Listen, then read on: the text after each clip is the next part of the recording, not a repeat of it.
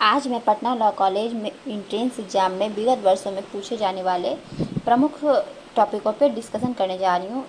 यह टॉपिक मैं अपने पटना लॉ कॉलेज के एंट्रेंस एग्ज़ाम के वैक्यू एनालिसिस और अपने अनुभवों के आधार पे आप लोगों के साथ डिस्कशन करने जा रही हूँ।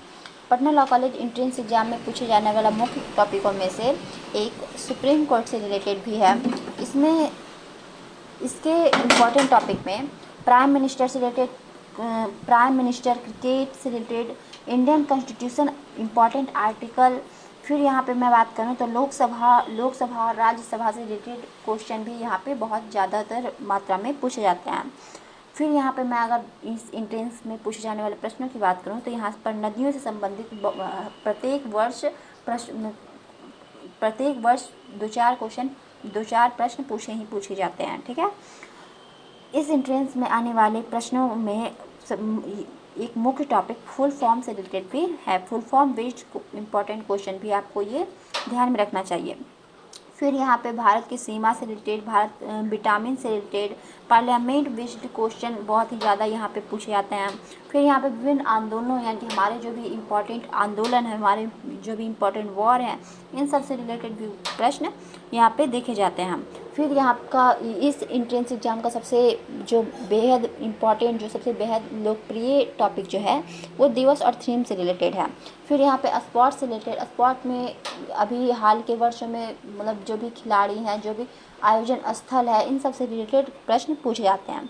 फिर यहाँ के फिर इस एंट्रेंस एग्ज़ाम का एक बेहद प्रसिद्ध टॉपिक ये भी है कि राज्य से संबंधित उनकी राजधानी, राज्य से संबंधित राज्यपाल, राज्य से संबंधित मुख्यमंत्री, तो इन सब चीज़ों से रिलेटेड भी प्रश्न ज़्यादा मात्रा में देखे जाते हैं।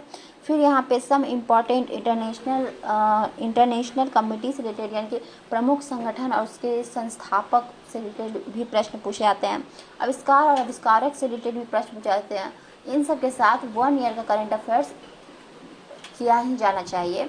और लीगल एप्टीट्यूड की बात करूँ तो हाल के वर्षों में या फिर विधि से संबंधित कुछ बेसिक चीज़ों पे भी ध्यान दिया जाना चाहिए, तभी ये एंट्रेंस क्वालिफाइड होने का ज़्यादा चांस है।